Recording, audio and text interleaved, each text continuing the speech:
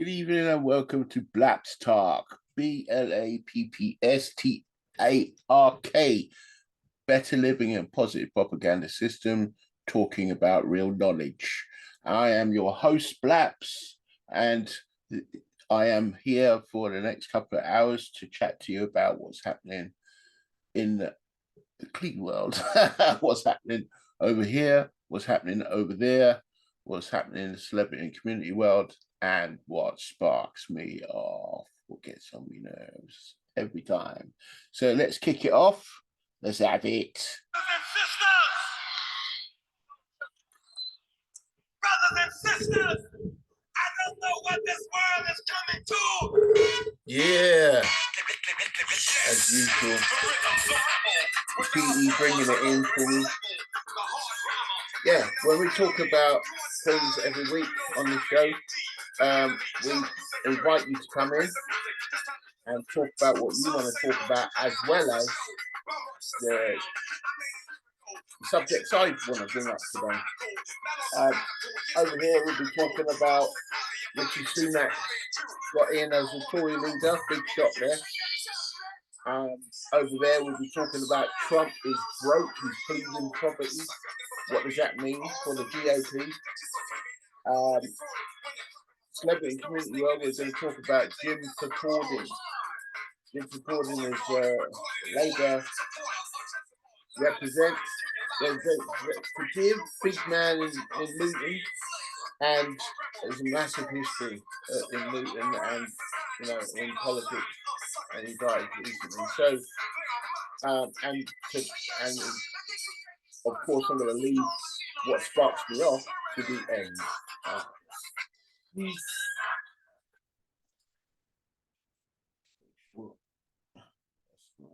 Right, so yeah, let's kick the show off. Rishi Sunak.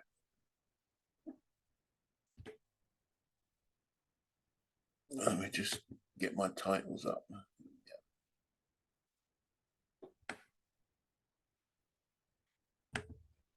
There we go, over here.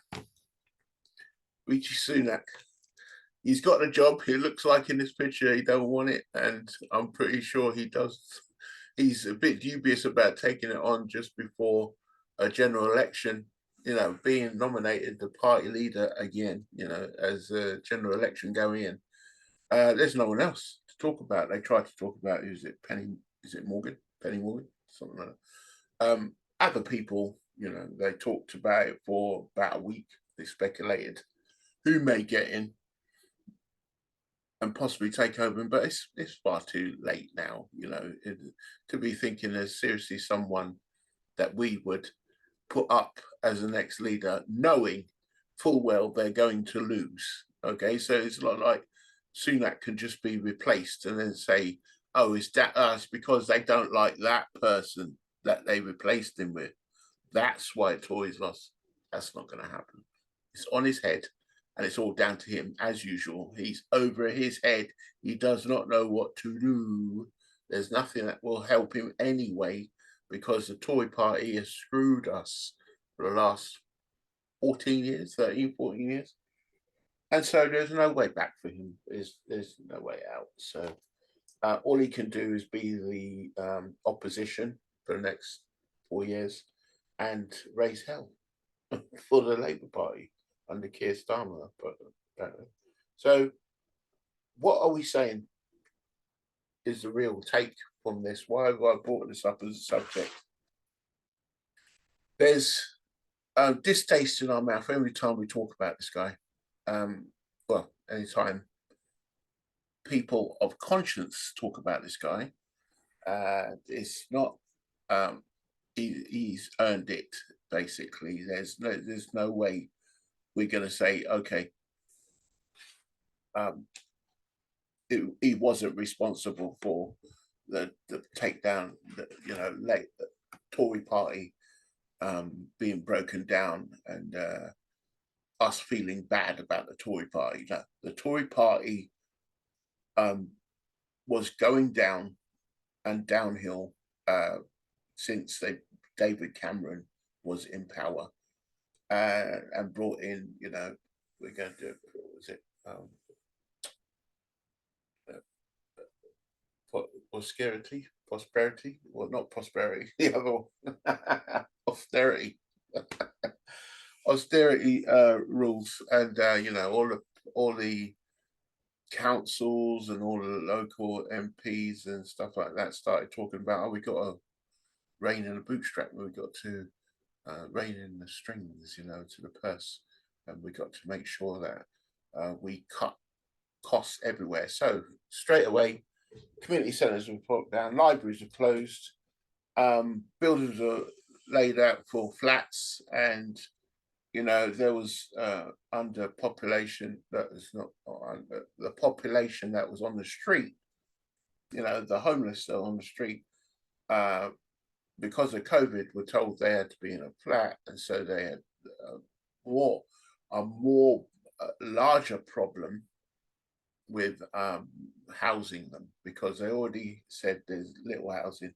We're not building enough houses. We're not got enough houses coming up. So they're putting them in hotels. And, you know, that brought on its own problems as well.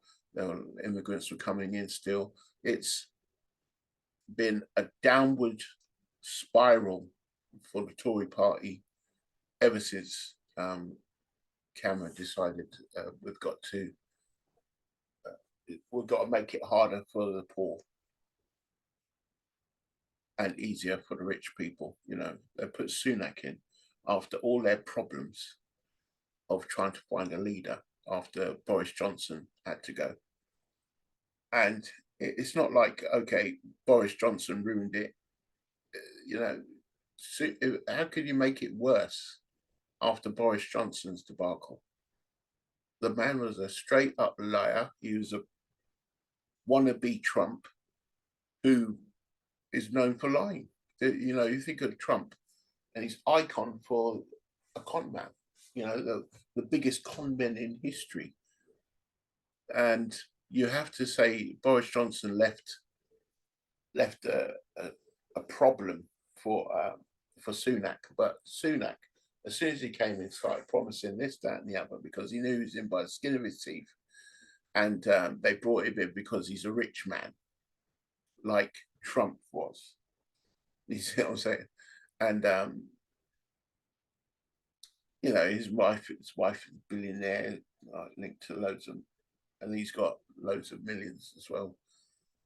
So when he came in, he was going to sort out all the financial woes of you know, the Tory party and make sure that everyone understood exactly how economics was going to work for the UK.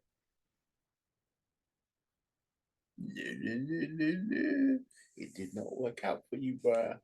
And it's he's not made any friends, and he's made loads of enemies. No one likes him.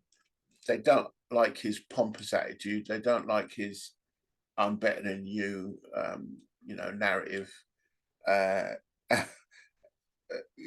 So apart from doing something, I'm not trying to find a positive here, people. You know, I'm a loving kind of guy. I'm that guy that always tries to find the best of people, but because he's family. Come on now, he's family. There's people, there's family you don't talk to. There's family that always screwing up, and we always have to. All right, let's give him another chance. Okay, but he's family. All right, so let's have it. Okay. He has brought nothing but issues regarding, I mean, trying to find a positive, and I think the only positive that I can seriously say is that he's not the usual hue of a leader in the UK, like Caucasian, whatever. I don't know who you are, but like you know, so yeah, that was, you know, he's made it a bit more diverse. We talked in BLAPPS TARK recently about is whoever gets into politics, whoever's the leader of the country, are they racist? Have they got a racist? Is racism endemic in politics? As soon as you get to the top, you're racist about someone, and it seems that it's a thing. is the thing. Britain knows we're one of the most diverse countries on the planet, if not the most diverse countries on the planet, because we love immigrants here. And we love people that are coming in to make their life better by bringing up their children here. For decades, that's happened, obviously. I'm a victim of that. Victim? Is that the right one? But yeah, I'm a person that can say, okay, immigration is a great thing for this country. It has helped in 90% of all growth factors of this country. So I could say him being the poster boy for UK was a good thing. It's great that other people around the world, other countries, 153 countries, 152 countries, depending on how you go by population. Some say it's 263, 239 countries. I don't know. I'm going with 153. People under the UN, I suppose. Yeah, they all see now Britain, America had Obama, and now in the UK we've got Sunak. And so Sunak can proudly stand up and say, I've got the most diverse cabinet in British history. And that's fine. It's the 21st century. We'll expect that. But we do expect you to be able to do the damn job when you get in there. We don't just have some, I mean, what is it? Liz Truss had a Chancellor Exchequer that was African descent. So, and he messed up the economy so badly that he was only 30 days before he got sacked. And that was not a good look to have a person of color, black man, come in to do a massive job and get ousted faster than a lettuce. A lettuce lasted longer, stayed fresher than this guy did in his job. That's crazy. But anyway, it's Sunak's departure now. He's on his way out. There's nothing that could save him. So all we're going to hear from him is what he's done right for the country. And I can't think of anything. I'll give myself a minute. He's done so little for this country. I mean,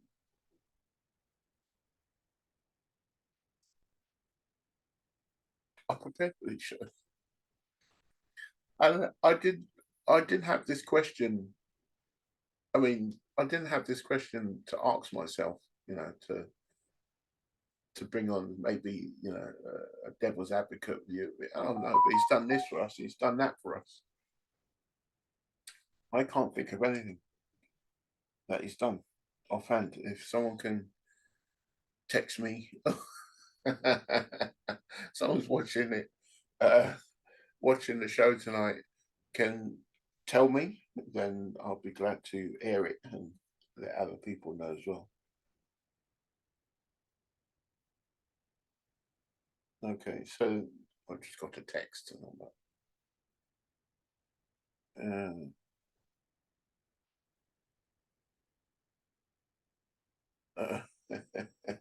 We're chat about chocolate cakes already.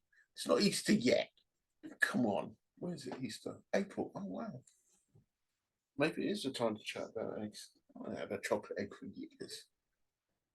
Like an Easter egg. I haven't had an Easter egg for years. Celebrate that stuff. But anyway, I'll just go in and, you know, 2 weeks later, just pick up, was it a week or so afterwards? You just get them all like less than half price and just swoop them all into the basket. 2p of egg. So yeah, that's it. I mean, Sunak has got a lot to answer for, and the Tory party will rule of the day, they've got nothing to offer, basically, the Tory party. And so really they can't really get on his back about it, because they let him get in charge after Boris Johnson failed, and Boris Johnson failed, and Liz Truss came in, and this and then she was in for 2 minutes, and Sunak took over from her. So who else can we put in? Oh, you've done this bit. You want to try? You want to try? Okay, come on. What's your name? Sunak? Yeah, okay, cool. It's totally hilarious. But there's no news. There's no new report coming out to say this was saved, that was saved. We do better over there, especially with the war.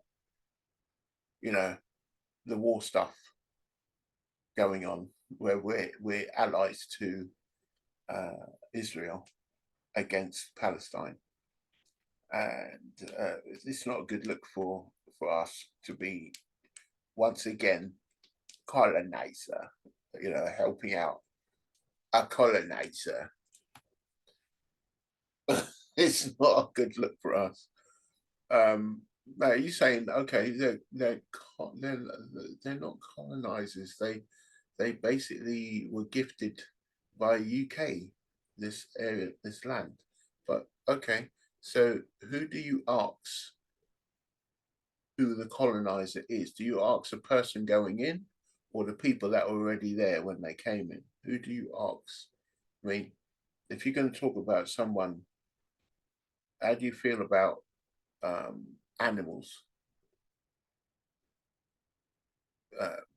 Not even animals. Let's go with yes, people get sexually abused. Do you ask the person that's doing the abusing what it's like to be abused, or do you ask the person that's being abused what it's like to be abused?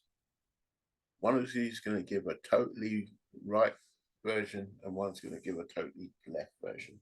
So don't expect anyone to be put off, to be swayed when it talk about Sunak. It's not going to be a good job, an easy job for him to say, you know, we didn't want to back them, we had to back them. No, you put them there. There's no other version of this. You put them there because they were under the narrative of your narrative of colonization. You said, stay there for us.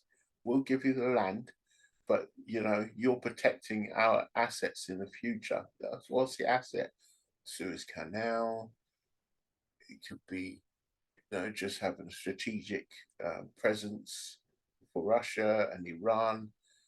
Just having something to say we could start a war, a proxy war with another country, because we're backing you up with the UN as the shield to all media insight.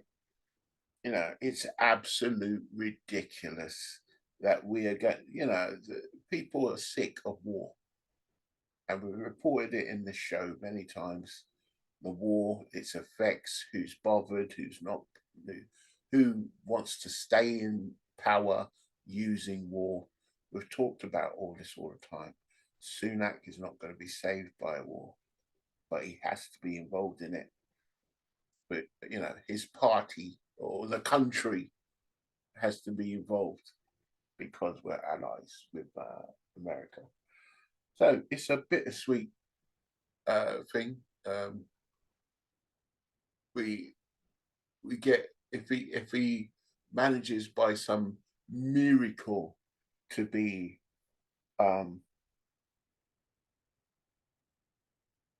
re-elected, it's going to be hell.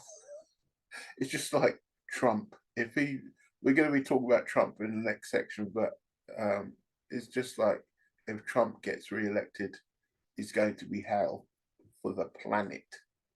So this is why I'm saying, this is why we're talking about it today, because it's serious. We know it's a dangerous situation. We have to talk about what he's achieved. We haven't done yet. We have to. Okay, what? Right, let's do.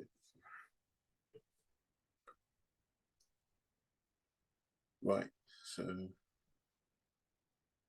who are we going to say he's achieved something for? Because the NHS is a disaster now under him. Transport is ridiculous with all these 15-minute cities and stuff like that. The mayor is total chaos. I mean, he can't choose that, but he can also talk to him, say, "Oh, bro, come on now. It's not good for our economy." Do all this stuff. You could say that transport, economics, you'd think that someone with so much money would care. We had a problem with fuel bills. Austerity continued. How can we be saving money hand over fist every year for the last 15 years and not have enough money to actually help the NHS when you send people to war and it costs you X amount of billions, but you can't save the NHS and you can't pay nurses more. You can't pay, you see what I'm saying? You're suspect, bro. You're suspect. Your country is not doing anything for us. Homeowners disaster, economy disaster. There's nothing. I can't. Sorry, mate. I mean, nothing's coming to mind that I could say, "Oh yeah, no, he did do that." Yeah. Wow. Maybe I missed before. This is a time where I need my people to come in and chat with me about these things because I've got one side to attitude. Not everything, but yeah. It's a terrible thing when you can't think of any good thing that one person has done. You know, even shall I say the H word? Even Hitler painted. Hitler did painting. Yes, he did all the Holocaust stuff. Yes, he did all that. But he did paint. He did make some people feel good about themselves, like they could achieve things, like a 1,000-year Reich. Did do that. But you could find things, you see what I'm saying? With Sunak, I can't think a damn thing.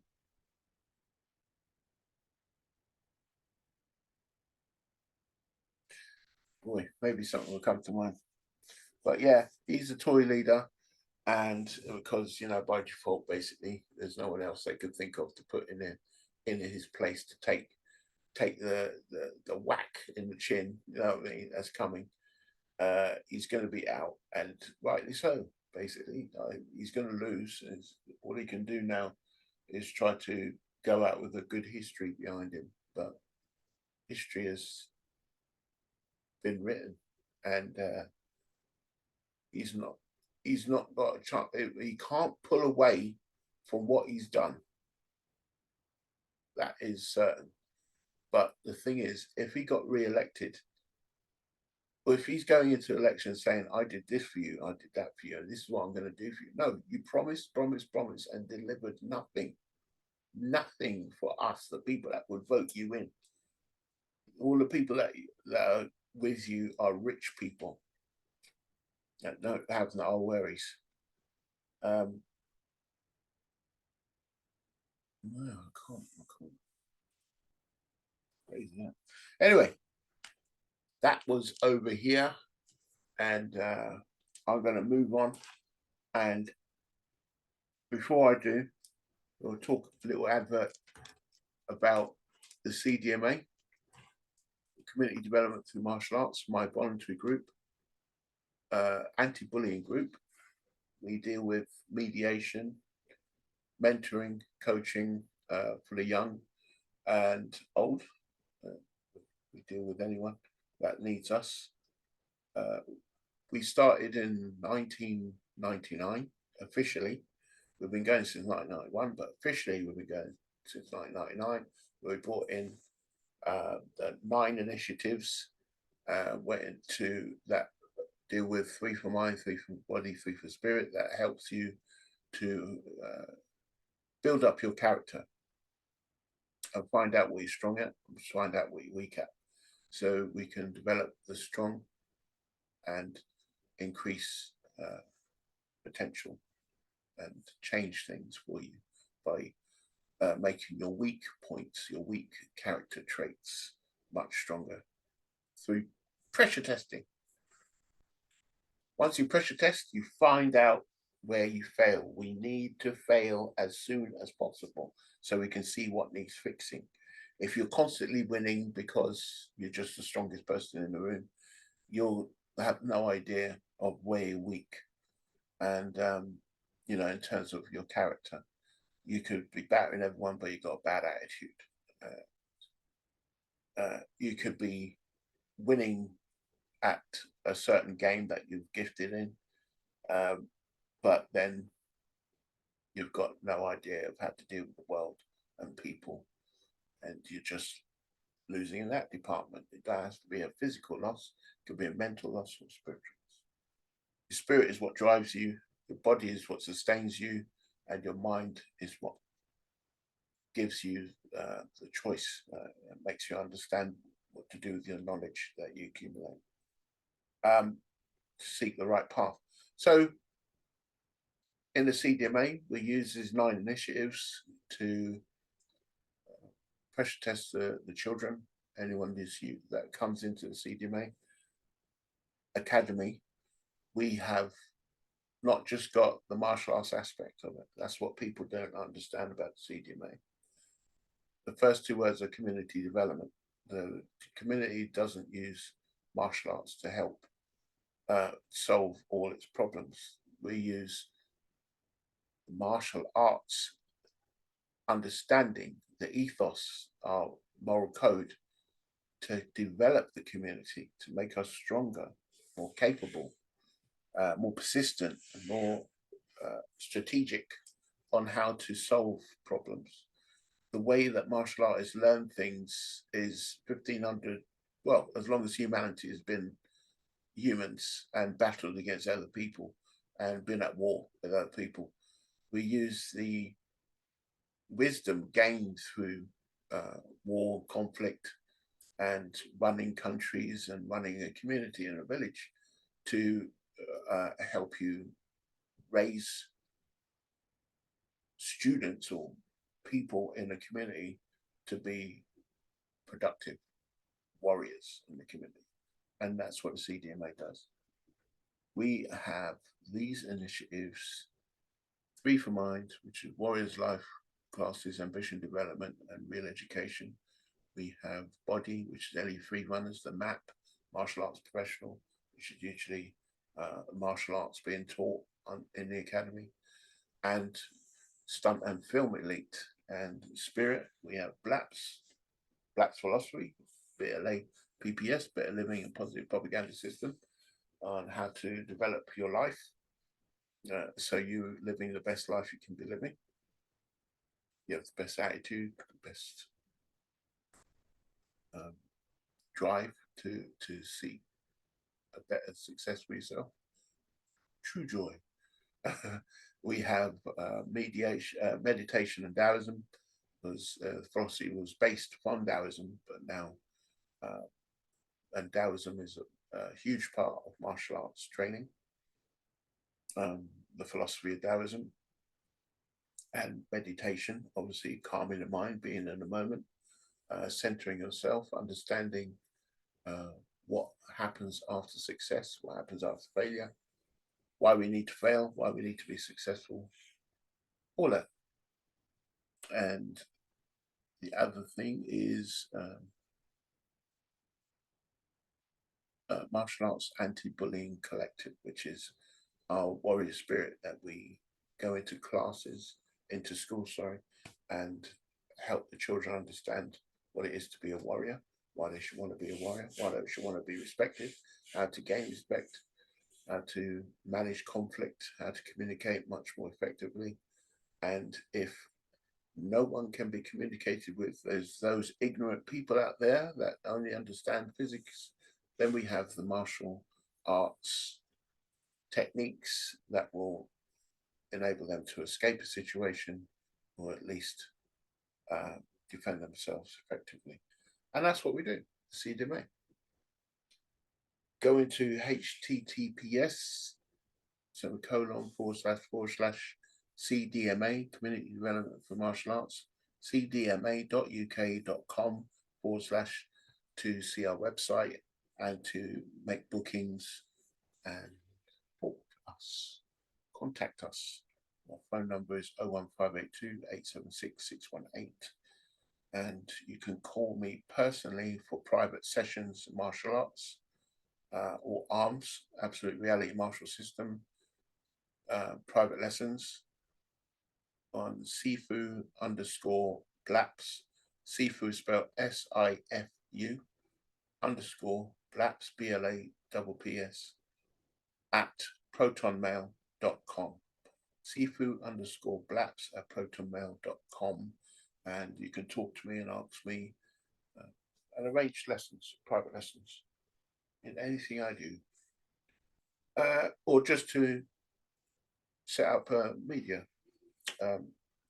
mediation between you and another person. Doesn't matter who it is. Could be a school partner, could be your colleagues at work. You got rights over who puts food in the fridge and who takes it. I'm not even joking. But yeah, we sort out a lot of different kind of problems and help a lot of people out. Yeah, so moving on now into the next part of our show is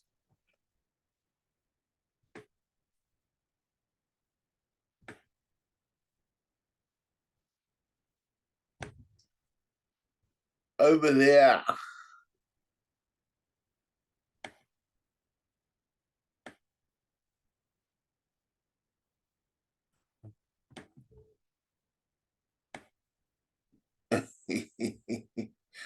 As usual, I'm out here by myself trying to sort out everything. There you go. That's the right one. There you go.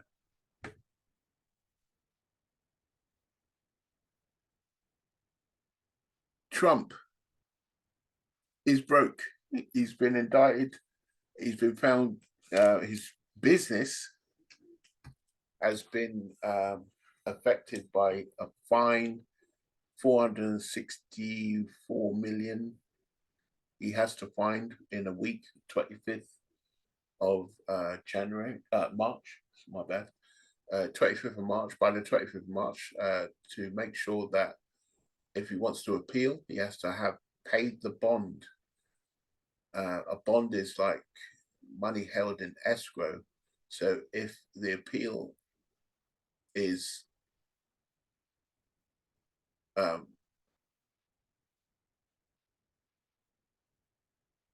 the appeal will be heard, and if it's in his favor, he'll get his money back. But if it's not, then the money goes straight out of his coffers. So he has to at least find 580 odd million to get through this. This guy has been in court for a very long time, most of his life. He's got a literal army of lawyers. Some people say army of lawyers, got like 3 or 4. No, he's got dozens of lawyers. It's cost him 50 million in the last year. 50 million to pay for his lawyer bills. And he don't pay anyone. He doesn't pay anyone. So this guy, he must be owing these people.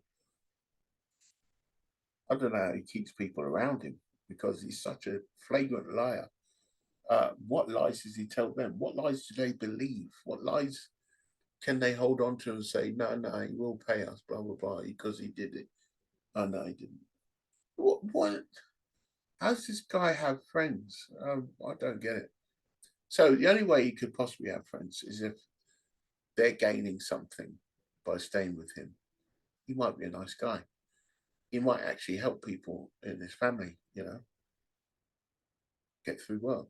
He might give out great tips and be a nice person and give gifts that we don't know about and whatever. You know, what we see is that his persona, and his persona is strong. It's not like people second guess him. You know that if someone's bringing their narrative, 90% of the time it's the same narrative. That's them. You're seeing in them. It's not a joke. They're not going to act different in private. This is the way they act all the time. And he's in the public optic. He's in the public sight. 24 hours a day, literally. It's like there's barely a time where he's not in the, you know, has cameras on him. And throughout this court case, did I say that out loud with my chest? He's been indicted on 91 charges. He has 4 indictments, which are between civil and criminal. He will go to jail for some of the things that he's been indicted for. So the civil ones are the ones that are going to hurt him the most, because he's always boasted about being super rich. I'm really, very rich. I run the whole of my campaign. I paid for it, so I'm not under pressure from anyone to get anything done. I don't need donors. I don't need it. Well, he does now. Small donors shriveling up. They're shriveling up big time, and it's not as if you know, they can't see they're getting nothing for their money. They see it, but they don't care. It's the the Trump cult is strong, and like he said, I'm going to be a dictator on day one. He meant I'm going to be a dictator from day one, and that's it. I'm not coming off that. He's had all his training. He's talked to the past dictators. This is him. We're seeing Trump. He's going to be a dictator. There's no lie that we're listening to anymore. We know what you're going to do, bro. We know what you're about. We know exactly why you're trying to get into power. You're trying to stay out of jail. But you're still going to have to pay this money. And so what he's doing is saying, I'm going to talk to all my bad man friends that I look up to and ask them to pay me, give me some money. So when I get in, because I will get in, because I'm going to rig it, I'm going to do what I can, you know, I'm going to do all them illegal things as much as I can, and promise with all these bad men that I'll pay them back. Russian mob to and I'll pay you back, and I'll make sure that I'll mash up Ukraine for you, and I'll give you a job in the next, you know, you'll get all of you people that, you know, riot in January 6th, all you insurrectionists. I'll, you know, get you straight out of jail. It's crazy. We're not shocked by him not affording it, but now it's in the face of his people. They're praising him every morning, noon, and night. Yeah, I wouldn't mind if he shot someone on the gates of White House in the face. I would still vote for him. I don't care if he's going to be a dictator from day one, as long as he gets them idiots out that I don't like, that love Roe v. Wade. I don't like them. So as long as he dictates him and shoots him in the street, I don't mind. I'll still vote for Trump. You can't tell them anything. So he's got his 30-odd% that, you know, are MAGA mad, you know, Trump deranged folk, as they call but this money that he has to give up. He already paid out 91 million. He got an insurance company to back him for 91 million to pay to Eugene Count for defamation lawsuit, two of them. And it was 5 million, then it went up to 91 because he kept doing it. He kept over his mouth saying, "Nah, I didn't know her. She's it's all rubbish. She's a hoe." What? How you could be a hoe? How do you know she's a hoe if you've never slept with her and met her?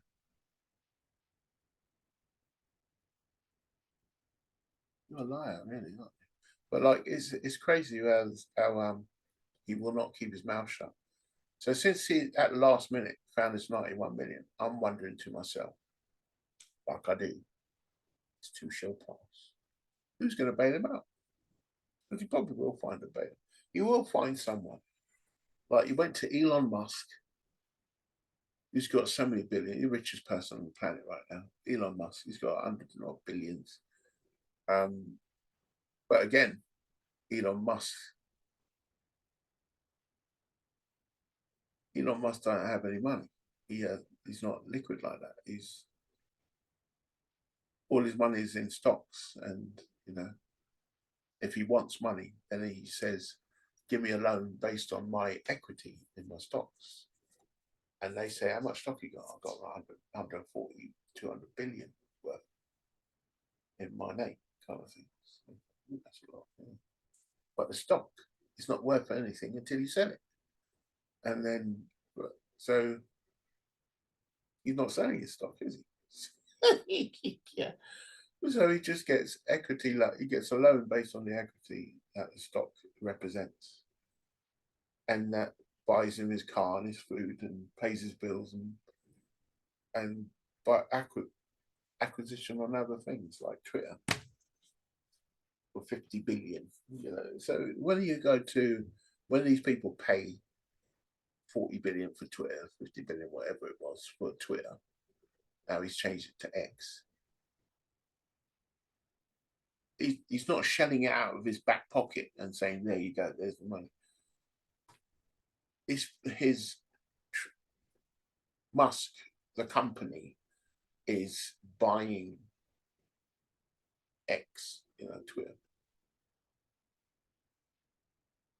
So it's not really owned by him. So he doesn't really own anything. All his stuff is, and he's going to say, "You're not going to own anything like it." And we understand that now because it seems all the tax breaks that these rich people get are based on having everything in the trust.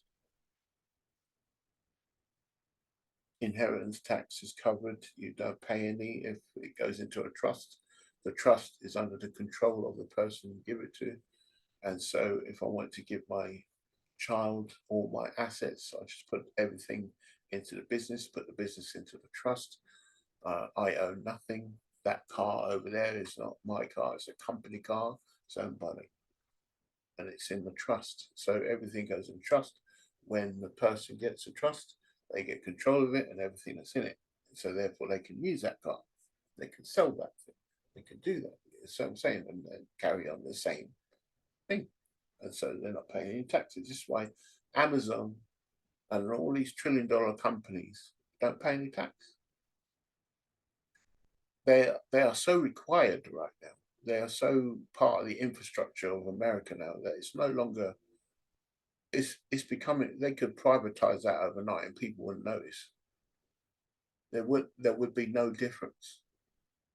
The postal service would be the same. It would, because Amazon is so entrenched in the postal system now. Is that they're so entrenched in the economy. They're so entrenched in how shopping works now. It's all online. Remember when you used to go to a shop and purchase things and have bags and stuff down the street? I had been to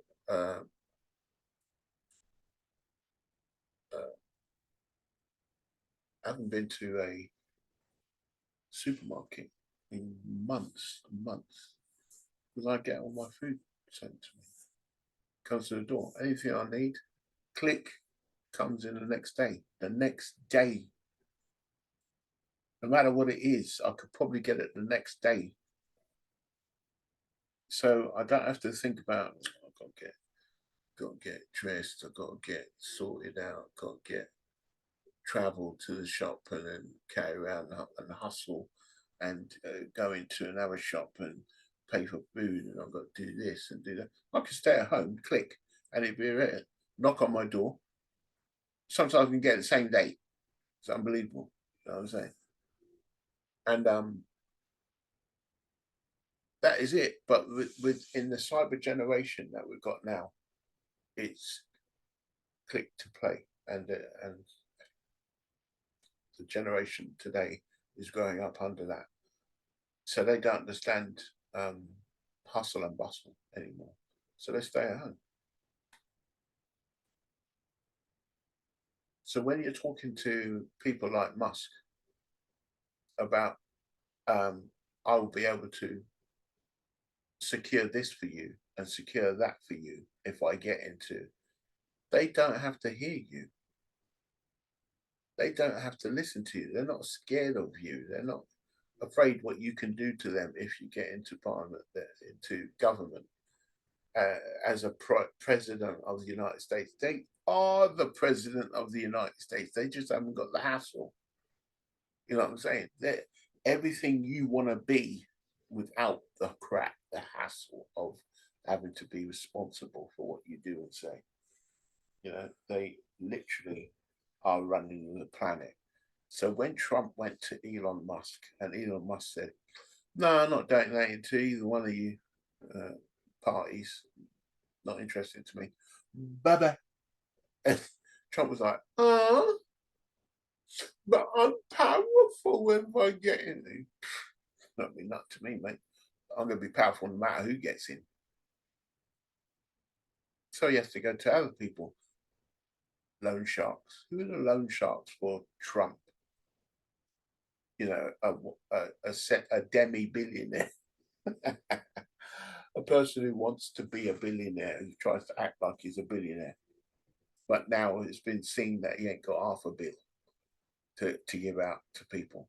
And I'm almost certain that he just delaying and delaying and delaying to the point where someone will come through for him, and then it won't be out of his own coffers, it'll be out of someone else's coffers, who would just rob Peter to pay Paul for the rest of his life until he's dead, and then they have to pay it back. You know, someone else will have to take over the payments. And it's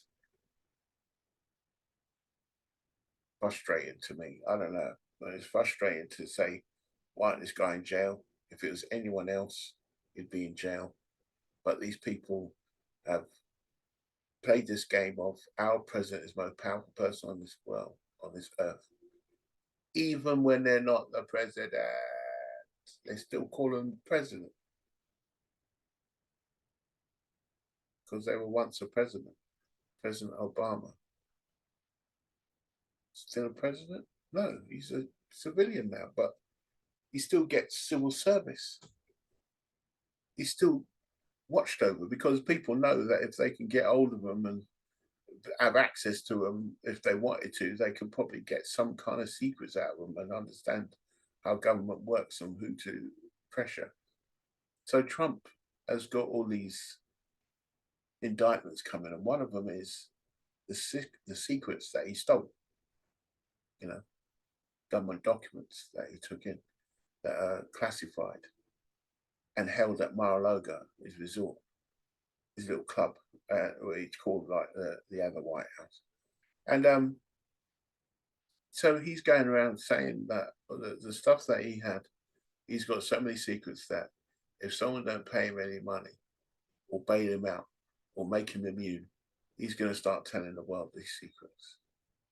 That's why he's going to jail, because they know he's not joking. He will do that. He's under pressure now. So the best way the government found to put him under serious pressure and fight back against his leverage was to indict him and make the world see he's not a great leader. He's not a great businessman. He's just a con man that got to the highest levels because he preyed on your race hatred of other people, other cultures. He played on that, and then you put him into a position of power, thinking that he was actually going to deliver on his nonsense. But he conned you, and now here you are, all back in a bus and shit, saying that no, he's just playing. He's going to find the money. He's rich, really rich. Yeah, this is your boy now. He's showing himself what he is. He's actually put out there that he needs more time to find the money, and the person involved is saying the person that they have to report to that is going after them is saying, what's her name? Wow, failure, memory failure again. The lawyer, the solicitor that's going after Trump's assets that taken it through this indictment, has told them that I'm going for Trump Tower, I'm going for this, that, and the other, but it's only in that they're leveraged as hell on other loans. So where's he going to find this cash? He has to go to loan companies, and 30 loan companies, insurance companies, and people that would normally bail out big time people like this have said no. We now know your record. It's public knowledge that you lie. It's public knowledge that you do not pay back people. It's public knowledge that you're not going to win this. Yeah. So therefore, you're in trouble. What happens if you don't win? We've got no way of getting our money back. So the stuff that you're saying is your assets that you inflated your price to get done and put into the fraud case are worth a smidgen of what you say they're worth. And so where will we get our money back in reality? We can't help you. There's 30 firms that he's told, oh, can you give me more time? Can you give me more wiggle room? Less pay to pay back. Can you help me out? So the law courts. Now, if it's me and you have £7,000 to pay in 30 days. You have to find the money. Day 31, you're in jail. All your assets are gone. The appeal, right? He's already been found guilty, right? So the company has been found guilty, guilty of fraud, guilty of defamation of character, and he's going to be found guilty of. That's why he's trying to get for the documents. He's going to find guilty of that one, and there's the hush payments to Stormy Daniels. Going to be found guilty. He's already been found guilty of that because Michael Cohen's gone in jail for that. So I can put Michael Cohen in there. He's working for you, and the hush money payment was paid through him to this woman. How does that work? Why is he paying the person? He didn't have sex with her. Why is he paying it? And he works for you. Why is that? Obviously the funds were misappropriated, and that was before he was president. So all this immunity stuff is a bunch of bunk, as usual. So he's trying to say, I'm immune from everything, therefore I should be let off so I can get on with this election, win it, and stay in power, and kill everyone that went against me for the last 4 years. Which is exactly what he's going to do. That's his game plan. And everyone's scared of him. So his GP now, GOP, the Grand Old Party, Republican Party that he's involved in now, he's running now. He's fully in charge. He's put his niece in charge of the coffers of the Republican Party, to the point where all the money raised for is now going straight into paying for his lawyer fees, stuff like that.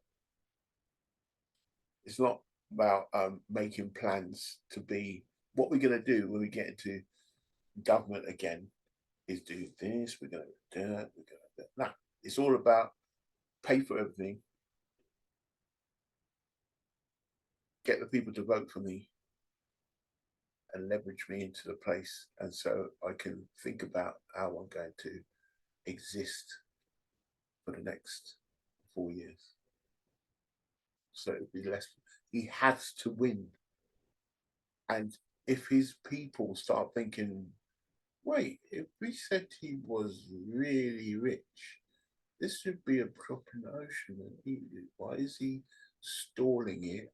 Why does he find it difficult to find 91 million? Why does he have to leverage people? Why does he have to get insurance companies to pay for it? Why don't they just 91 million there? Have that. I'd spend more on my tuna casseroles every month. Why don't they see it?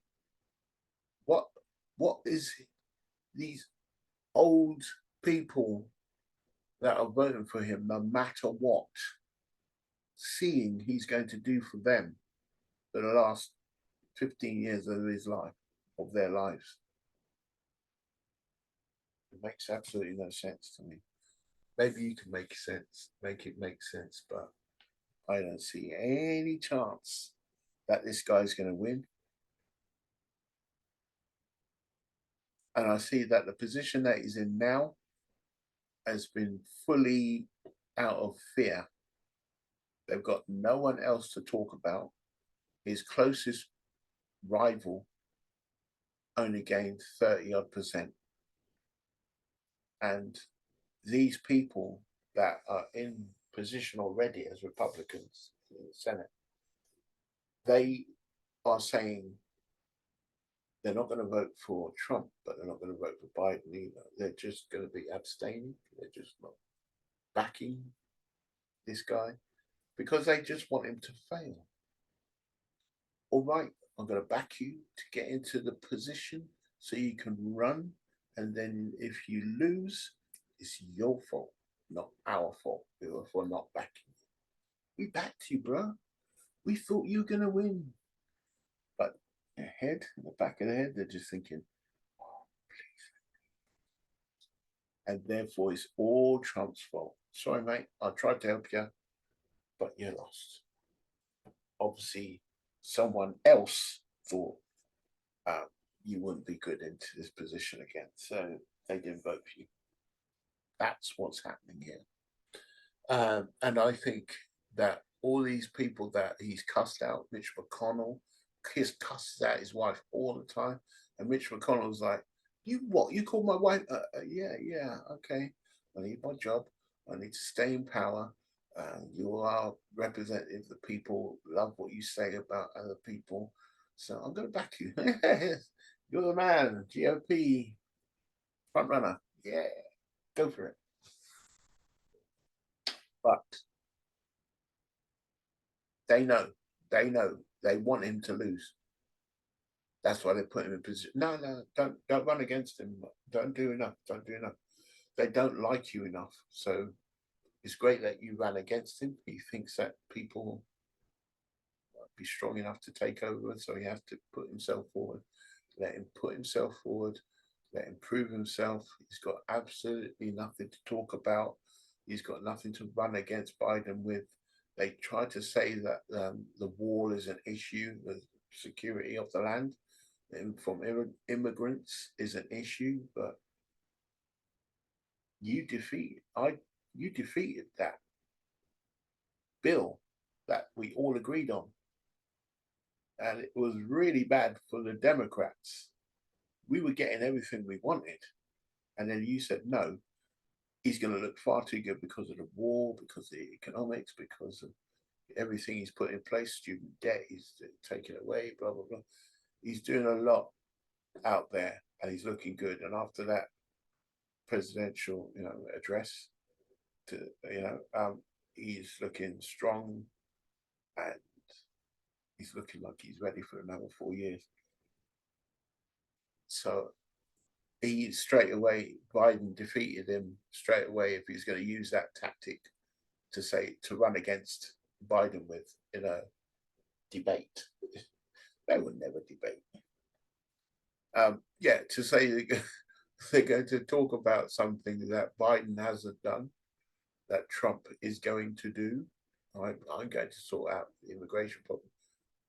All Biden has to say is, remember, I tried, I got Bill through, and you defeated it because you had nothing else to run against me with.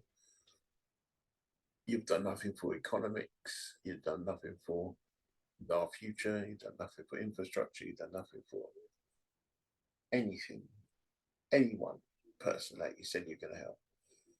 And I've done everything, and I'm strong. And the economics and the employment is down, and the economics is up. You know, it's all good. Everyone's ready. They just thought I was old, but I proved I'm not. I proved I still got it here, and I'm still sharp. So now what you going to say? Don't look good for him. So it don't look good for the GOP. If the GOP loses, let me scratch that. The GOP loses, you're going to see that they are going to be a defeated party for ever. Because they've got no one. They've got no one strong enough to hold sway over Trump's cult. It's Trump's cult. So if he doesn't get in now, he's finished. He's going to jail. He's not going to be able to pay. His businesses are done. He's got no more power. He's got no more anything. He's a done person. This is the legacy of Trump is done after that. Okay, and so therefore, he has to win. And it's crazy. I think the world's media loves this guy. He's a cash cow for them, because as soon as you put, if you look at the news, so I get my news on YouTube, and I can pick 90 billion channels to get my news from on YouTube. So I don't on BBC TV or Sky TV getting my news. I can look at on YouTube and get from BBC, Sky, Al Jazeera, Nigeria. Everywhere. I go a lot of places to get my news and reports and people talking. And of course, YouTube being the new TV has got many channels like my own chatting about Trump. The real stuff about Trump, and the more truer it is, the more views we get, the more cash we make, and the more successful we get, and the more. So we have to come out with the absolute truth. You come out with lies, no one's going to watch your channel. And yeah, so it's becoming a new TV. So you got people like the Young Turks who are larger now than Sky TV. They have the viewers in the millions watching the Young Turks, and they started just like me, the Young Turks. That's just one I'm thinking of, just come to mind. And it's not like I follow everything the Young Turks do, but I watch a lot of their videos, and they're cussing and swearing on their shows, but now they're elite. Now they got their suits on them. It's like reading Animal Farm. But they're progressive still. They're not, swayed over to the right anyway. But yeah, they're still reporting harsh, and they're speaking to truth. Truth to power, blah blah blah. And they don't see Trump winning, but they're still strong against. They want to kick Biden up his ass. So when Biden did the presidential address, they were like, not bad. At last, we've got a semblance of, the person that we need to stay in power to prove that Democrats are actually formidable right now, and Trump is definitely going to lose. So yeah, but even though they want to take over now because they're such huge people in media, Chunkenka wants to, the guy that delivers most for them, for the Young Turks, wants to run as a progressive, and he's seriously doing it. But of course, Biden's the person this year, so he's always trying to get on. Like, Biden is so slack. Biden is so slow. Oh wow, President address was quite effective. Okay, so we're back in Biden, and Trump's got to die. Yeah, So it's still hard on my main man, which is a good thing. But again, if you're going to say Trump is got his back against the wall and this is his last hope, his last bastion of hope, then you got to see that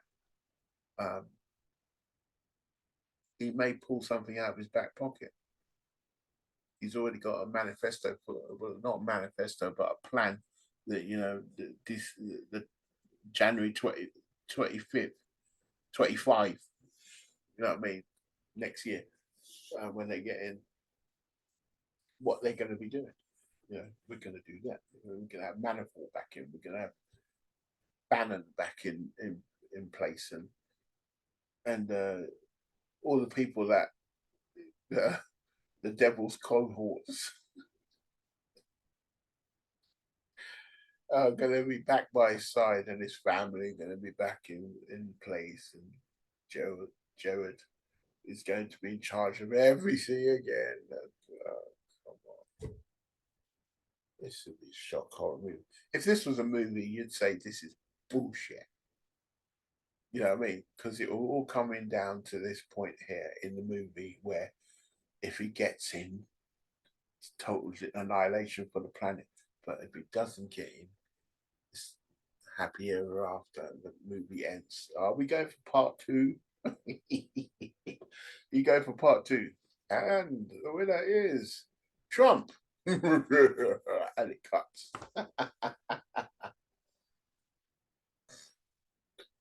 You'd come out of the film like, what? You throw your popcorn at the screen, it would be bullshit. No way could a person like that get voted back in.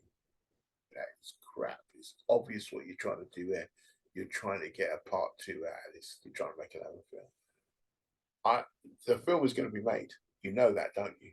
And when they get to this point here in the movie, and Biden wins, it's going to be, and Trump was sentenced to 40 years in jail and had to pay all assets of Trump estate to the government, and that was it.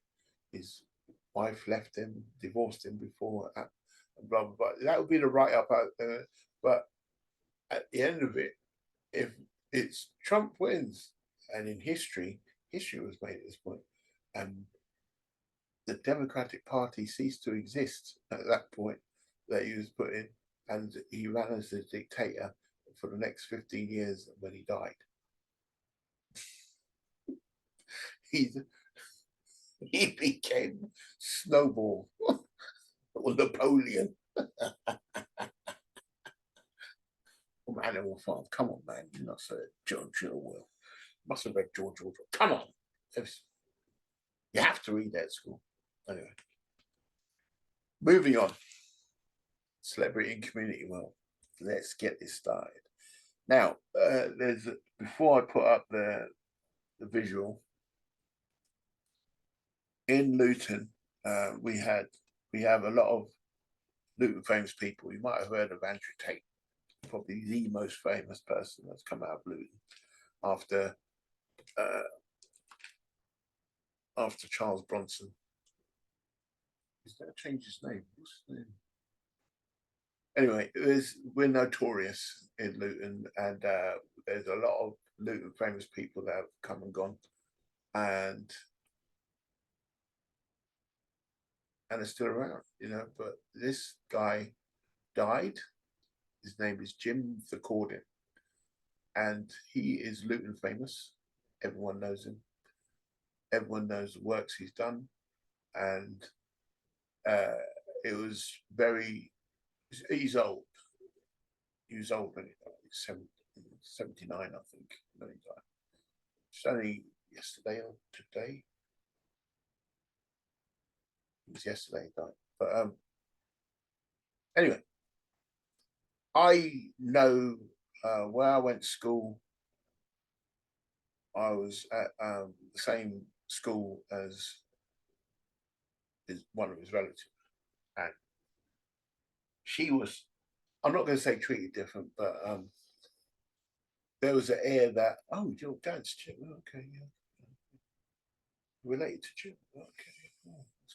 same name as Jim. So it was a thing, okay? And anytime that you want to talk about people that have done a lot while they've been alive, they've been through a lot, they've got a great history. We're talking about a celebrity, and he was our celebrity. So after saying that, I'm going to play this for you. Just wait. I think it's about 10 minutes long, so I'm only going to play a few minutes of it to get the gist of what this guy's about.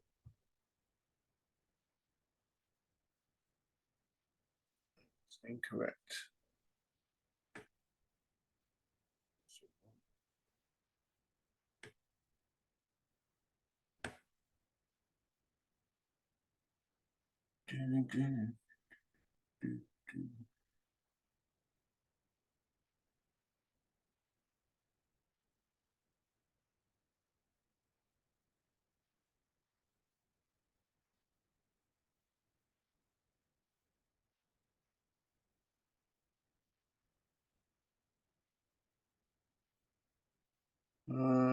Problems. Actually, I think I did do the right thing here. Let's see if it is this.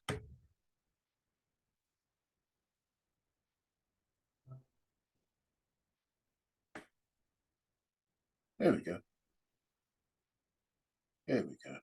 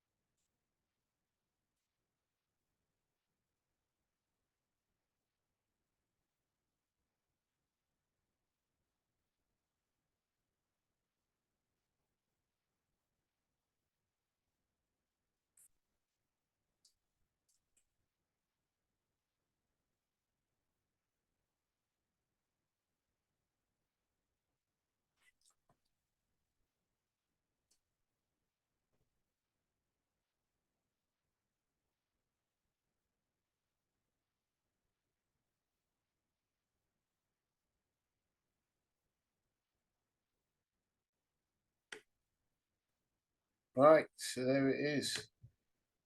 That was, you know what, I don't even know if you saw it, but that was a little biopic of Jim Thakoordin, who died today, and his effect on a community is great, and his loss will be as such. He's a great man who did great things and left behind um,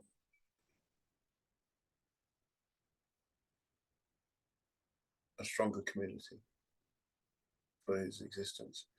Um, I'm very respectful of his family. His family have never shown to to be a bane on society. They've never, you know, as he's been involved in politics, you would think that a politician might have a tainted past, might have, you know, very colourful past of lies and deceit and blah blah blah. But not yet. I haven't heard anything negative about this, you know, and that's the way you want to leave it. You want to leave heaven behind for your siblings, for your children, for anyone that comes after, so they can proudly hold their head up and say, yes, that was my relative, that was part of my existence, that was why the reason why I'm so awesome today is because of that person. If you do not live that kind of life, then obviously you leave a hell behind. Which that's my version of what it is to leave existence and become non-existent. You're leaving. You're not going to hell or going to heaven, like some book would tell you. I feel that you're leaving existence and what you've left behind, what you've effected while you are living, will continue for after you. So if you leave behind nothing but good, then you left behind heaven for your descendants. All right, so that is celebrity and community. We were talking about Jim Thakoordin and his effects of his life and his giving to community. But my question is, why do we only talk about our heroes in the community after they're dead, after they've gone? And, you know, we don't, I mean, we're fortunate that Jim Thakoordin took it upon himself, or his family took it upon themselves, to record his life in such a awesome way, you know, a video of what he's done. And there's plenty of video of other people I know that are quite prominent in Luton culture. There's quite a lot of video of them, but do they collate it in a biopic? No. I mean, that's one of the, I can't even think of another person that has done that. And there's a film I watched I loved. It's called Things to Do in Denver When You're Dead. And there's a man in there, the principal character, a guy named Angel, because he's always, when he meets someone, and he's a gangster, but his front for his money comes from making videos of people that are everyday people, like your granddad, your mum, anyone that is about to die, who knows they're on their way, but they want to say something, leave something behind for their children, like your mum. Now, I recently went to, and he records them, video records them, and they give out their life advice. Never pass a toilet after 40 years old. Yeah. Be nice to people. It costs nothing, but it comes back in droves and makes you rich. And, you know, any kind of thing that you want to record and leave behind for people, you pay him to record it. He does that, and that's his little front for his legitimate business. And I was recently at a remembrance service where someone, mother, had died about a month ago, and they did a remembrance service a couple of days ago, and they were talking about obviously the family and stuff like that. And I was thinking, that's great. I would love to know more about this person, because I knew more about the person that was taking the service than her mother, who had died a month ago. Because we're not in the same generation, I don't think so. It happens like that. But it was interesting. So afterwards, I caught up with her and I was saying, look, my dad had an ethos that everyone you meet is your family. You just don't know. You just don't know them yet. So, and I was like, yeah, that's my dad. That's, if I was to tell someone what my dad would say is the most important thing to him, is that we all understand we're all family. And I take that on, and I tell people as well when I'm mentoring, that you should treat everyone like family. BLAPPS philosophy is part of now BLAPPS philosophy. So my personal ethos is that you must be improved upon for meeting me. Okay, so I can't just meet you, hello, and move on. I have to improve you. What can I do for you? What are you up to? Let me see what I can do for you to help your mission be solved. You know, that's me. That's what I do. And so I would think that if I was going to do a biopic, it would be in there. So I asked this, the daughter, what was your mum's ethos? And she gave me an answer, which I didn't expect. But she had to think about it for a long time. And I kept, you know, I was saying, I'll come back to you in a minute. Just keep thinking about it. And I came back and she had an answer and she, think. And I was like, okay, that's funny. It's kind of hilarious. But it was a kind of, I think she would have said this, blah, blah, to that question. And it was just a funny one. So at the end, when everyone was ready to leave, I was leaving myself about an hour later, and I said to her, look, when you've got an answer for this, I know the other one was a bit crazy, but funny, but just let me know. Just text me, just let me know. It'd be good to know, because I like people to know that even though their relatives have gone, they can still affect the world and sometimes affect it. So, and if you need evidence of that, then who are you? What kind of question is that? I mean, if Bruce Lee died 1973. I was 7 years old, right? And I based my, you know what I mean, my becoming an instructor in martial arts on him. When I wrote my book, I Am Wing Chun, there's a whole chapter on becoming Bruce Lee. It's actually called Becoming Bruce Lee, where I mapped out what Bruce Lee did, how, what I'm going to do. I'm going to try and improve on it, blah, blah, blah. So I can get at least half or quarter of a way towards what he was. And I said, if I get 25% towards Bruce Lee, I'll be freaking awesome at whatever I'm doing. If I approach life the way he did it, with the intention, with the drive and the passion that he did, if I even get 25% of Bruce Lee, you're still so above people who think they're so awesome. Yeah, because he's an icon for martial arts, and I love martial arts growing up. And one of my first real questions, I'd done 2 martial arts before I took on what Bruce Lee did. I knew 2 martial arts, and this before I was 15. I had studied 2 martial arts because of Bruce Lee. And finally, I asked my brothers, because I only see Bruce Lee in Kung Fu films at that point.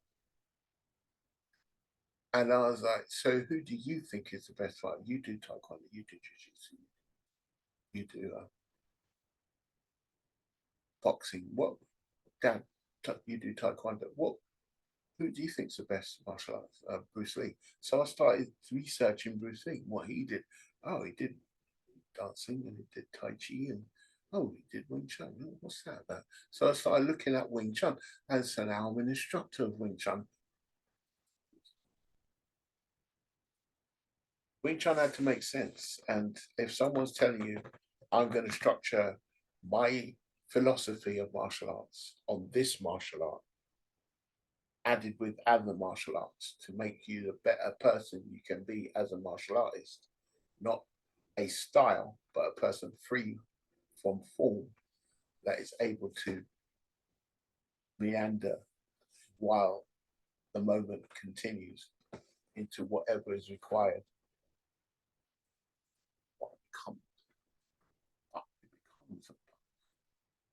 You understand? Anyway, but that's what I'm talking about with when you talk about people that have gone, like Jim Thakoordin. What was his ethos in life? What was his movement towards? What was he trying to achieve for his family? And I think the word justice, and you know, I just talked about comfort and justice, comfort, and protection. You know, when you go into trade, I was a trade union representative myself. So when I found out, oh, he's you know, he's obviously in politics, but I didn't know he's in trade union first. So when I saw the video, I was researching him just for this show. I was seeing that he's in a trade union. I was, oh, well, I was in trade union as well. Maybe I'm going. He was following the same path that I am following in my life. I was about 22, 23 when I started trade union stuff and become a shop steward and, you know, fighting for the people.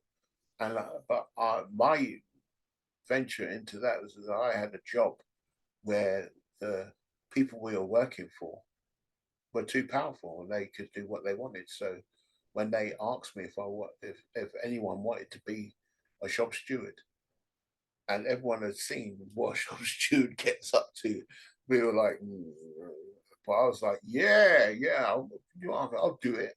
If it just gets on your nerves, I'll do it. So that's the reason why I took up that job.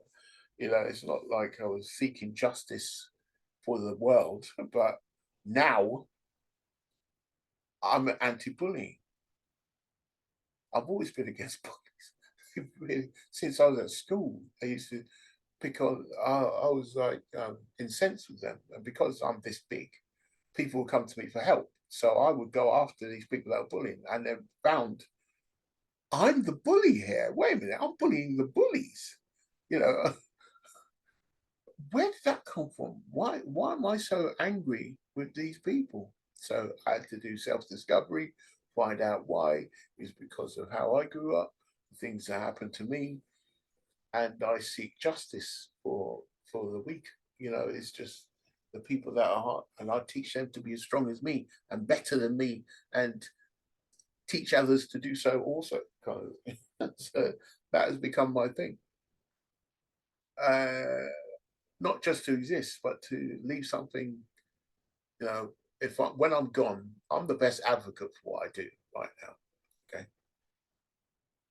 I see it happening that what I started in 2020 or 1999 with the Warriors Workshop, that people are now getting to understand what I was doing 24 years ago, because I see people doing a mini version or a diluted version of what I do now, because they don't know the main.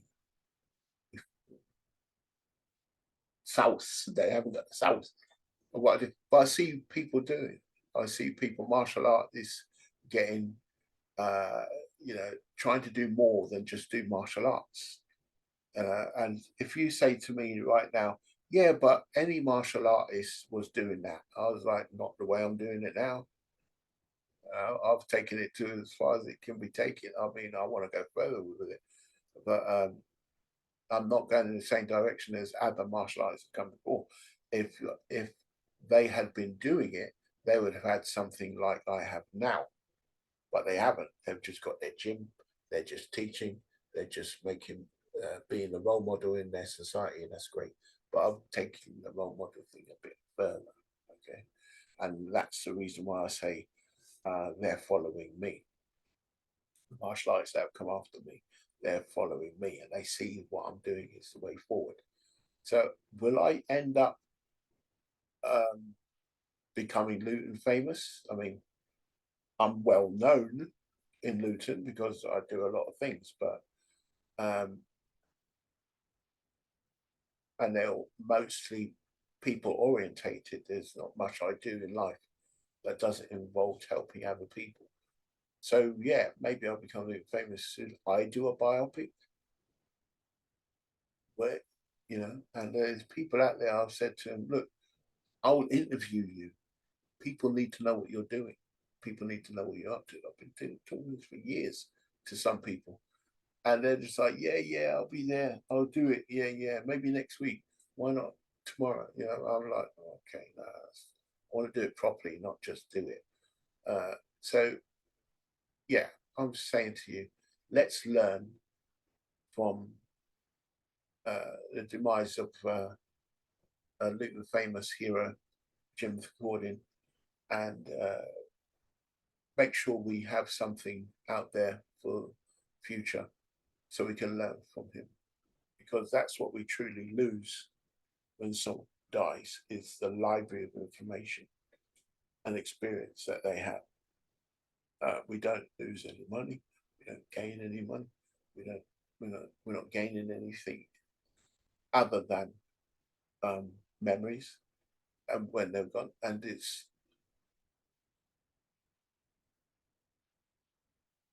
great. One of the things that death brings us is that we all know it's coming. And so we are empowered to move in life, not just stay still and, but we know the end is coming. So what are we doing here? Are we just going to eat, defecate and die? Or are we going to change the world for our descendants?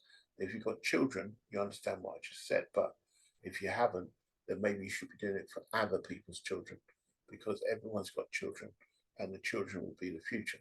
So they will be the people that mash up the world or keep it going. So if you're going to say that people are going to look back on you, like I look back on Bruce Lee and get inspired by reading your story, by hearing your story, by understanding your ethos, then what are you doing about that? And I think that this death here is an example of how to make sure that we keep our celebrities in the community the foundation of our inspiration. Yeah. Yes.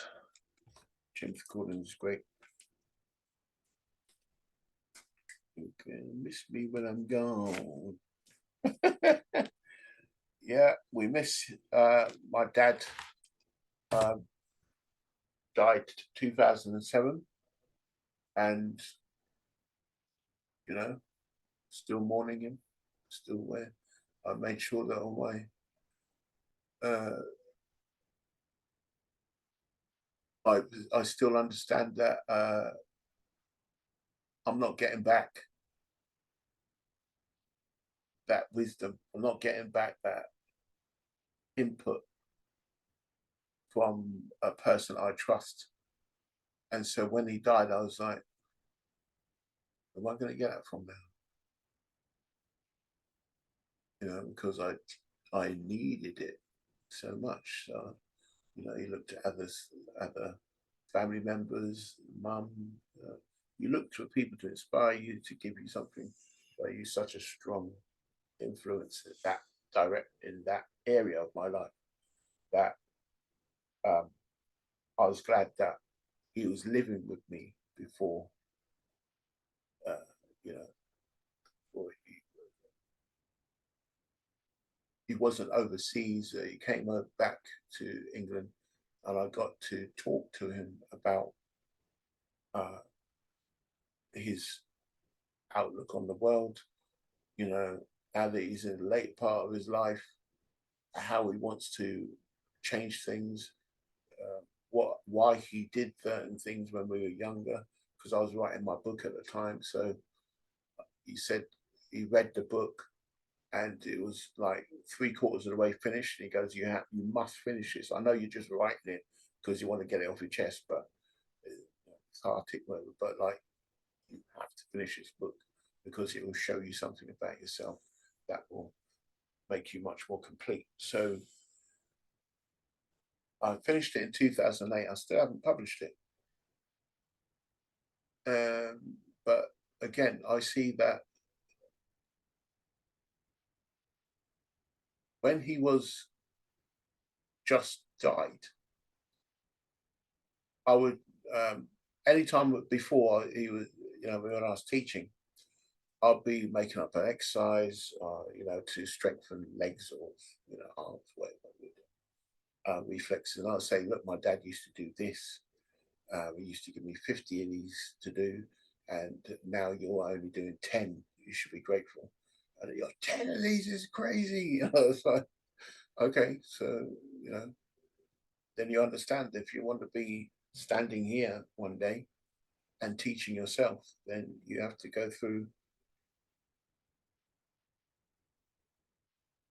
what I went through and more. You know, you have to do it more efficiently, or you have to do it much more, you know, doggedly. You have to be on this. You can't be thinking that this is an easy journey. There's no easy journeys to get to this position. There's no shortcuts. So it inspired me to tell people that all these stuff that they find crazy and really difficult to get through made a Sifu. And my dad was never a Sifu, even though he's my instructor. He was never a Sifu, a martial arts instructor. You know, a person that is a guide throughout your life. Um, he was mine. So if he made me, and I'm trying to make you better than me, imagine how strong and powerful you will be. You know, if you find me terrifying, just the prospect of having to spar me for 3 minutes, you know, then why would you believe I'm trying to make you weaker? I'm trying to make you something that other people will look at and respect, or even fear. It doesn't matter. I mean, the discipline that's involved in becoming a Sifu makes a stronger character in your child. So that's why you take them to martial arts schools. I used to, you know, back in my day, when I was coming out of single digits, it was like, you need more discipline. I'm taking you to karate. You'd need to have more fitness training. I'm taking you to judo. It would be the martial arts you take for your character building. That's why I call my volunteer group the community development through martial arts. That's the reason for that. So when my dad, I say to you, oh, my dad showed me this, my dad showed me that. Sometimes I made it up. I made up the exercise. I made up this evil. this this this ridiculous exercise. You know, I did it for me, but I said my dad made it up, just so you can't argue and say, "Oh, okay, he's not being just an evil man. He's actually been taught this, which made him strong, therefore it's going to make me strong, blah, blah, blah. It's cool. And it's from his dad, and his dad is respectable. So some of the stuff came from my dad, perfectly reasonable to teach it. Some of the stuff came from me, inspired by my dad, so therefore perfectly reasonable to teach it. And it's the thing, if you're going to say Jim Thakoordin died, you have to ask, what did he leave behind? And we're not talking about, oh, he had a house, he had a wife, he had children. What did he leave behind? The stuff that we will miss. Oh, he had a method of justice. He had a method to acquire knowledge. He had a method to make things better for people. That's the thing I want to know. That's the thing that needs to be recorded and passed on. All right, because that's how we know what the Egyptians did. You know, because it's recorded. That's how we know what the Greeks did, because it was recorded. That's how we know that the empire became the empire, because it was recorded. You know, and yeah, let's do that, more of that. If we're going to learn something from another death, let's learn that. That's a celebrity community for today. And Jim Thakoordin died, and we should remember him as best we can, if not for our descendants, just because it will build our character too. Right, what sparks me off? I had to think about this one today. I mean, talk about what sparks me. Hold on a second. Hold on a second. Because, you know, I've got to do this.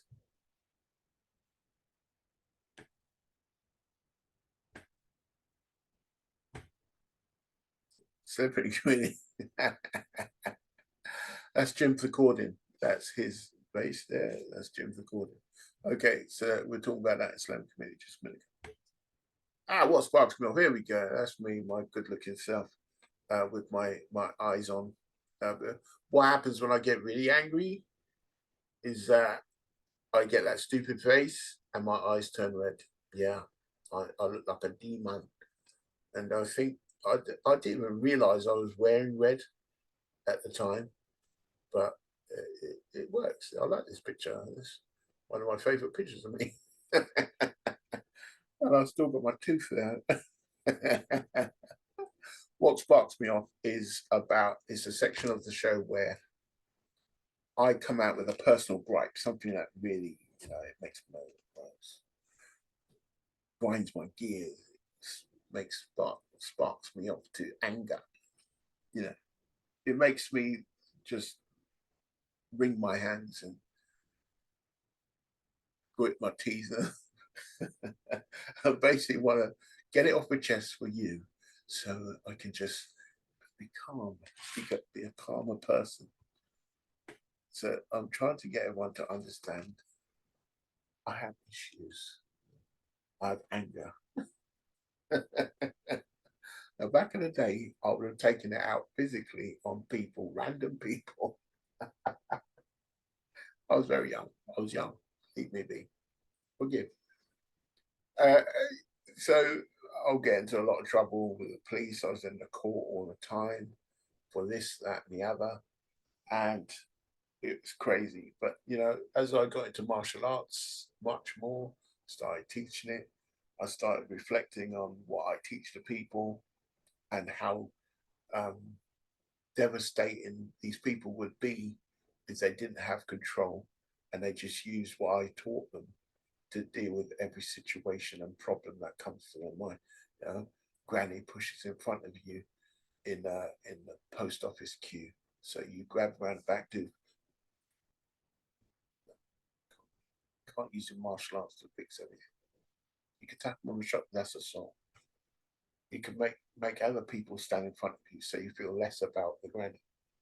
You know, you could walk out the shop, you could just push back in front of her. You could just relax and breathe.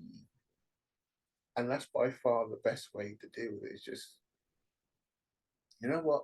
I'm just gonna let it go. She's a granny, she's old, she thought that you were letting her into the queue. That's what's happened. It's just she didn't do it on purpose. She does. She's not racist. Stop it. Stop it.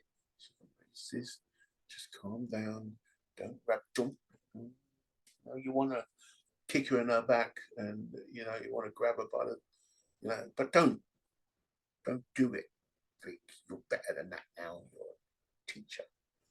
And so um, what sparks me off is my therapy.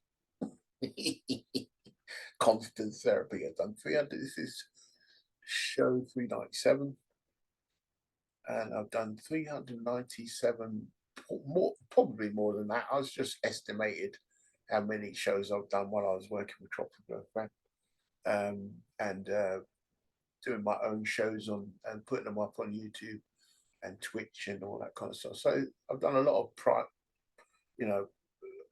shows, and I've always found something that sparks me off. And today, it's those people who never remember their flaws.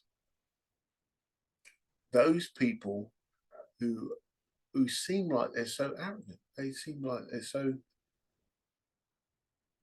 they have no idea that they do this kind of thing. I don't think it was inspired. I don't think it was inspired by any one person that you would know, so I can compare it to.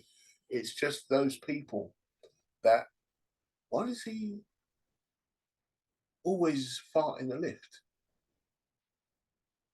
Why does he I'm riffing right now.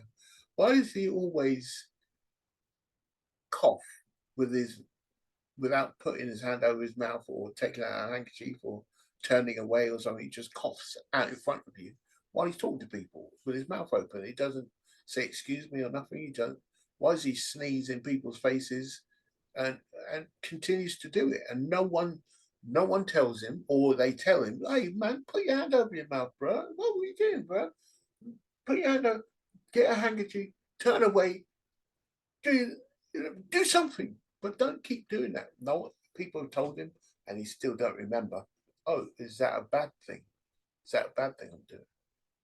Doesn't improve himself. So my thing today is for people that spark me off, the people that do not improve even after constant reminders of their flaws. If you don't know your history, you are doomed to repeat it. These people do not remember their history, but whatever they got intermediate memory, or they got a syndrome where they can't remember anything they do wrong, so they keep repeating it, and they don't get chastised enough. They don't get no blowback. There's nothing consequence about it. They don't get anything, so they keep repeating it, or they think they're great for doing it.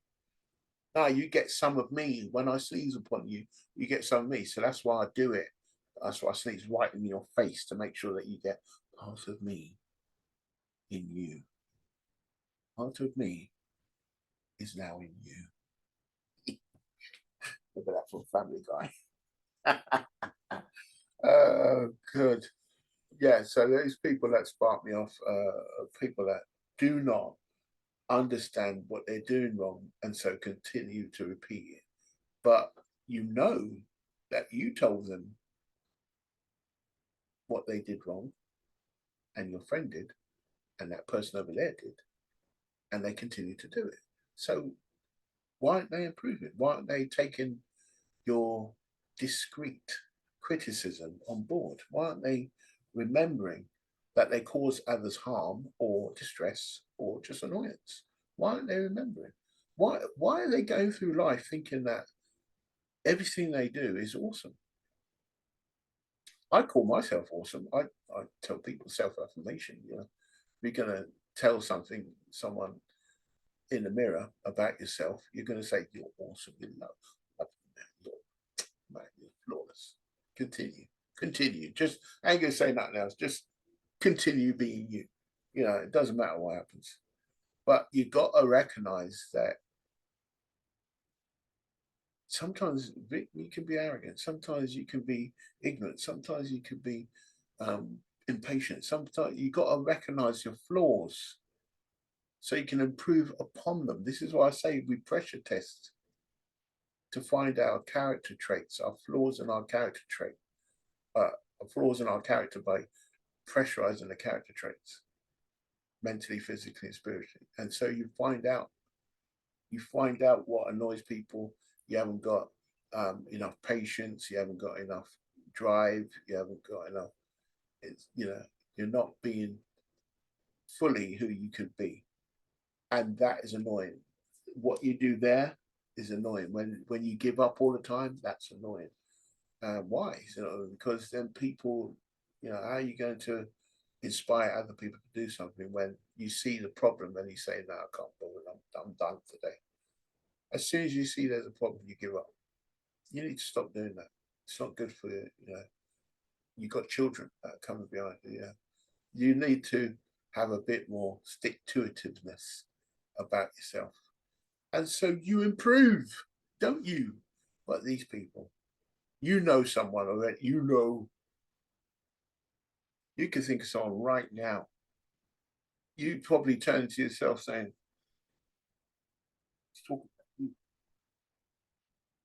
telling you, I've told you this 40 times already over the last 1 month. This is you. My man here is talking about you. And what were you on about? I'm perfect. There's them that someone, and you understand what I'm saying. You can relate. And these people need to be their no, not their face stamped on. I wasn't gonna say that. I wasn't gonna phase they need to have their face stamped. I wasn't gonna say anything violent. I wasn't gonna do it. I was gonna say they have to have their jaw spun with their elbow. I wasn't gonna say nothing like that. I wasn't gonna come out with anything ridiculous like that. Real. It needs to happen. I was gonna do it. So don't worry about it. Okay. Yeah, if you know someone like that, you need to sit them down and make a sign, a big sign with big magic marker on it, and hang it around there, so they can see it. Hang it so it's like mirror, reverse mirror. And so when they look in the mirror, they can read it. Genius. And people say, or write a sign on their back saying, "Kick me if I do this," or a sign on their front saying, "Kick me if I do this." Right, and they'll soon realize maybe I'm getting kicked because I keep repeating that thing that annoys people. That I keep doing. Yeah, they have to be pulled up every time. Doesn't matter how many times they've been pulled up. Maybe they got a mental block. Maybe there's something wrong with them. Maybe they've got a condition. Is it Munchausen? I don't know. Whichever. Trumpism. Maybe they got Trumpism. I know. You know what? That's a good icon for this. But where I would draw the line is that people who are narcissistic, I think is who I'm talking about. But Trump knows what he's doing is annoying, so he will not stop. He does it because he actually believes he is perfect. He actually believes he is perfect. So it's not really narcissism to him. He's grown up this way. He's been nurtured this way. When he's brought up to believe, to understand, not even believe, to understand, you are the golden child. When people say you're the golden child, he's like, I know. What are you talking about? I've got a gold toilet. Yeah, is that what you talking? No. What do you mean then? Because I know I'm the golden child. What are you on about? He doesn't know. When people say to him, "You're an idiot. You're a financial corrupt," he's saying, "What are you talking about? I've got all these businesses. I've started so many businesses. I start them and I leave them to be run by other people. If they collapse after I've started them, then it's not my fault, is it? Wait a minute, it's got your name above it. Yeah, but it doesn't mean it's mine. I just own the sign on the. So it's obvious to see this guy grew up being told he's perfect. There's nothing wrong with him ever, ever. So of course he thinks he's perfect. He thinks everything that comes from him are perfect. Everything so perfect that he would have a relationship with his own daughter if, you know, supposing he's just forgot it was his daughter, she was his daughter, he would try to ask her out.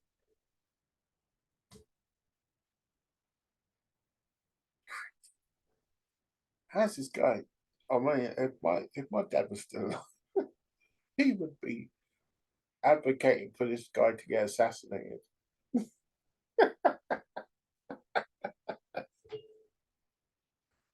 How does he still exist? How does he still walk in the planet? What's going on? What are we doing here?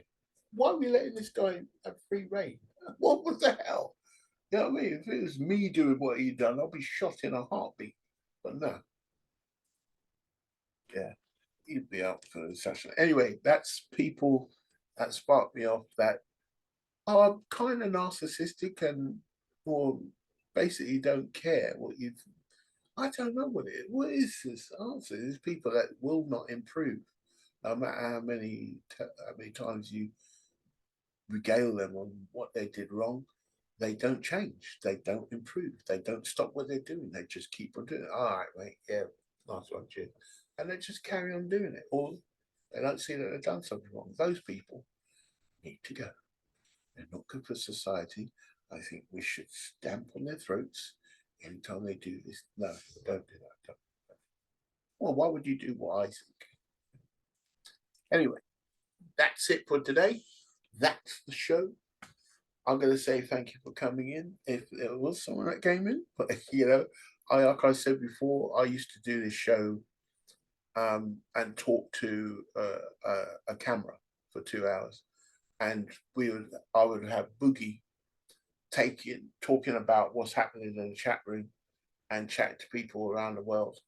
People in Jamaica, people in Australia, people everywhere around the world, and telling me what their questions they've come out with.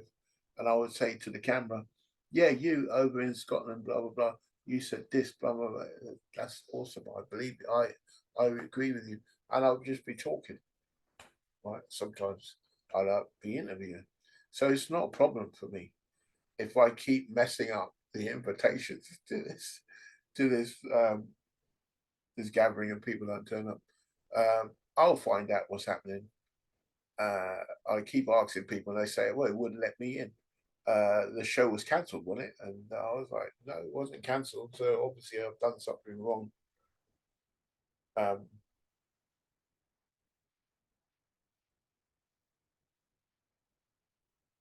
I've done something wrong in the production side, or I've done something wrong, not in the production, in the well, in the production, getting the present, getting it to you, getting the show out. So I'll find out what it is. I'll find out eventually. But right now, it's not a great concern. We're just getting the show going. We're trying to keep it regular. And if you subscribe, if you like and share and press the notification bell for my channel, BLAPPS U2, BLAPPS, the letter U, the number 2, BLAPPS U2, and tell people about us. And it's a joke that I that it's we have so little people coming in, but I don't like it. I want more people in the show. It's much better when you're talking to someone else and getting another viewpoint.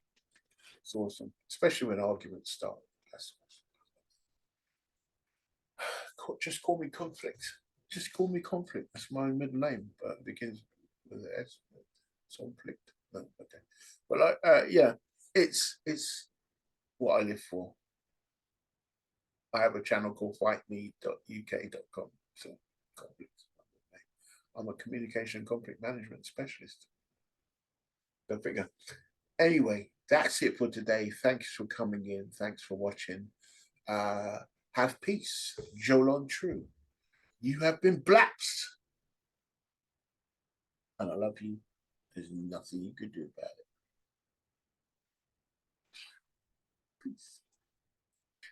Later would be greater.